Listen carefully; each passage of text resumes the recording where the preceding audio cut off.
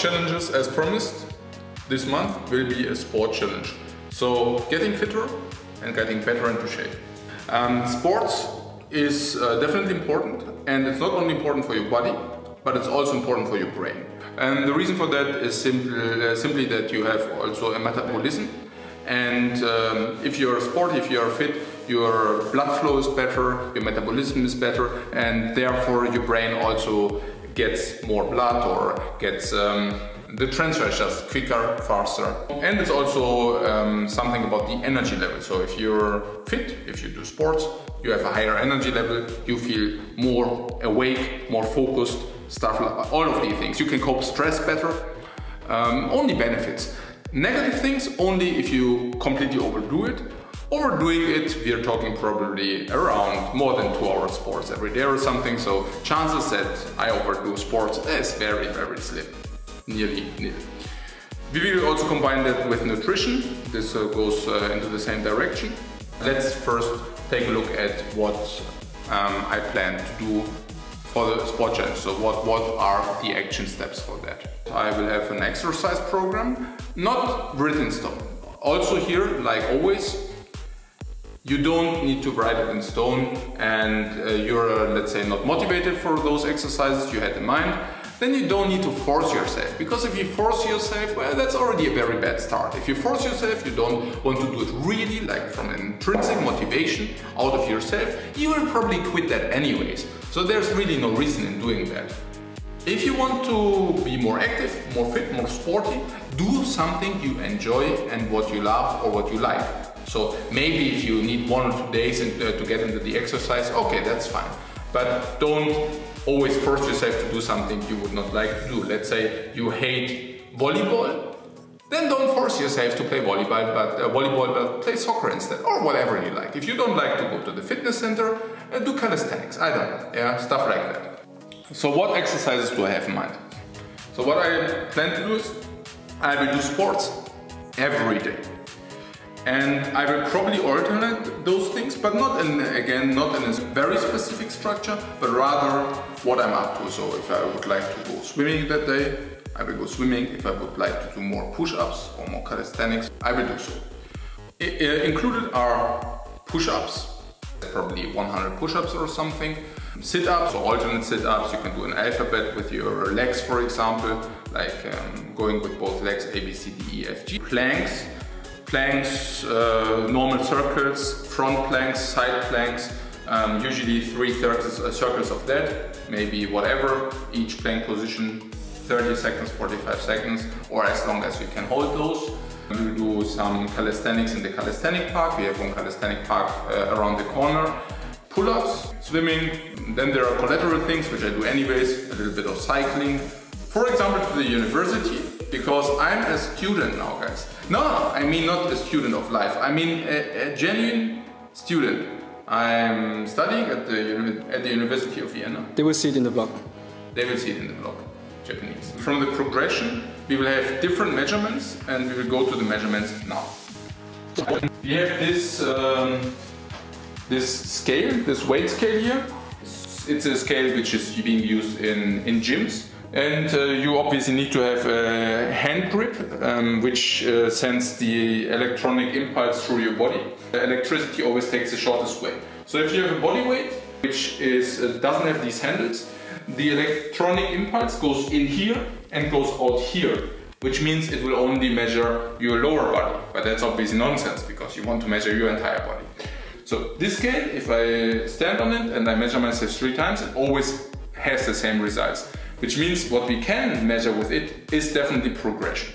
The absolute values are not written in stone. Again, that might alternate by easily 1%, but that's fine, yeah, because that's it's only one of the measurements we will take. So this is not the golden grail or the holy grail, but this is only one of the many measurements we will use to measure our progression. So I will take a step on the weight scale, and we will have here the values. The values are 76.1 kilogram, and I don't want to lose weight, so that's okay. Yeah, and the body fat index is 13.7%. Usually you can assume that you have the highest immune value, the immune system works the best Usually you can say between 11 and 12% you have the highest immune system. So my goal is to be as healthy as possible. Yeah? So I don't target for 8% or 6% nonsense, but I target for probably 12% because 12% is it's the healthiest. So as you could see, we had 13.7%. So losing 1.7% of that, I wouldn't mind, and if we can manage to lose these 1.7% within the month, well, that would be pretty awesome. I guess our goal would be to lose the 1.7% body fat without losing percentage in muscle mass, obviously. Because if we, for example, would just stop eating at all, yeah, our body fat would probably go down, but so would also our muscle mass. And we want to lose fat, we don't want to lose muscle mass. Because muscles are healthy usually and fat is not. Fat is usually healthy to bridge certain illnesses. So if you get ill and your body fat is at, let's say, 6%, maybe your body don't have the fat reserves to be able to combat that in the most efficient way. But all fat which is in abundance of 12% body fat usually goes exactly here, into your belly. And the belly fat, that is something which is not like dead mass. I mean, obviously it's also dead mass which is hanging around, but it also, on top of that, is also producing bad hormones for your body. And those hormones make you a little bit more couch potato-ish. They also have kind of inflammatory values. Like everything this abundance, additional abdominal fat does is negative. So let's now go to the second measurement. And we will count them now and we will count them in a month. So let's...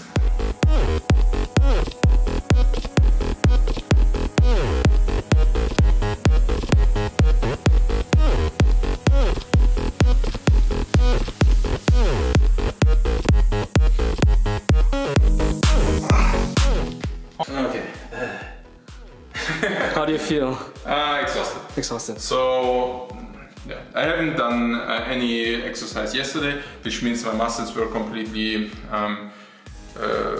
relaxed or regenerated. I haven't counted them, but Marty will for you. And we will see how many of them are possible now, how many of them are possible in a month. Okay. Okay, guys, one reason why I'm doing these challenges is because I want to directly motivate you as well.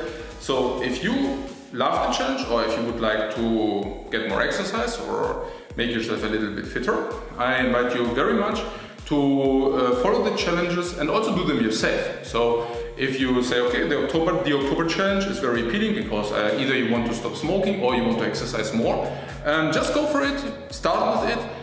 Basically, in combination with watching the videos, you can also maybe keep yourself more motivated. If only a little bit, that would be great. Yeah? Another reason why I'm doing these challenges is also because, as you know from my live talks, I always say what I'm up to or how I would challenge your beliefs or also improve yourself as a person and also in a self-development way. But I don't want to be one of them. I mean, there are many guys who are only preaching but not doing the stuff. We wouldn't never listen to a fat couch potato if he would tell you, hey, just do more workout or whatever. And if you struggle, they say, yeah, you just need to push harder, but they just don't. So these challenges I basically present also on my YouTube channel are challenges I struggle myself with it. So for example, this stop smoking challenge, I mean, that will be really, really hard for me. And I will definitely struggle a lot, but I will also keep you updated also about the struggle. So, like always, not only the positive sides, but also the negative sides. If I feel miserable, which will definitely be the case, I will also let you be part of that. We will probably in the first 2 weeks, because we want to exercise every day. Sometimes it will be a struggle, specifically if we exercise a lot, because you will probably, or we will probably feel exhausted on some days, and we probably won't want to do some exercise at that day, but we will do them anyways, and that will be a little bit of a struggle. And after 2 weeks of biking phase, it's not like a biking like bodybuilders do, but we will eat healthy, we will eat a lot, sufficiently a lot, and we will also supplement that with 1 vitamin tablet a day. I will also show that in the nutrition section. And this will be 2 weeks just to build up the muscles even a little bit more, to get a little bit more energy burn as well from the muscles. And because one measurement will be, oh yeah, we will also check this in minute, like how we look now and how we will look in 1 week, but because it's also about seeing about the body shape, what we'll do in the 2 weeks to come. A little bit for definition, but also more about also burning the abundant body fat, the abundant abdominal fat. And for that, we will still continue to do exercises, also a lot of cardio then, which we do anyways, but probably a little bit more than usually. And at the same time, we will also restrict our nutrition. We will still only eat healthy stuff, a lot of proteins, but we'll probably restrict it in a way that we say, okay, how many calories am I burning at the every day at the moment? And that will be probably equal to 3,000, 3,500 calories with the amount of sports we will do at that time. And what our goal is to intake around 80% of this. So instead of eating 3,000 calories or 3,500 even, we will be at roughly 2,500. And that will mean that's a calorie deficit of around 700 calories. And 700 calories, 1 gram of fat has, and this is like obviously a little bit more scientific now, but 1 gram of fat has around 9 calories, which means if you have a deficit of 700 every day, you can divide 700 by 9 and then you know how much fat. If you only would lose fat, we would lose, and that's around 75-80 grams per day. We do that over the course of 14 days, which means we will lose in these 14 days probably around 1 kilogram pure fat. And 1 kilogram pure fat with a weight of 76 kilograms is about this percentage of body fat we actually want to lose, namely these 1.4, 1.5%. I mean, ideally we would like to lose 1.7%, but we will see about that. And that will be definitely another struggle as well, because restricting your calorie intake will result in your body craving for more calories, because he has a deficit there. And that will probably also result in us having sometimes suddenly a lot of hunger. Protein is blocking that hunger a little bit, but we will see about that as well. So I'm not thinking that it will be a walk in the ballpark. I think it will be definitely challenging, and I'm actually curious myself. We will see, guys. So one measurement will be definitely before and after photos, and obviously these before and after photos, or maybe also a before and after video in addition, or additionally, yeah, will be obviously upper body naked, because I mean, otherwise, yeah, otherwise, I mean, that reminds me on the Cayman Islands times, but yeah, so it's obviously not doable otherwise. So this is before.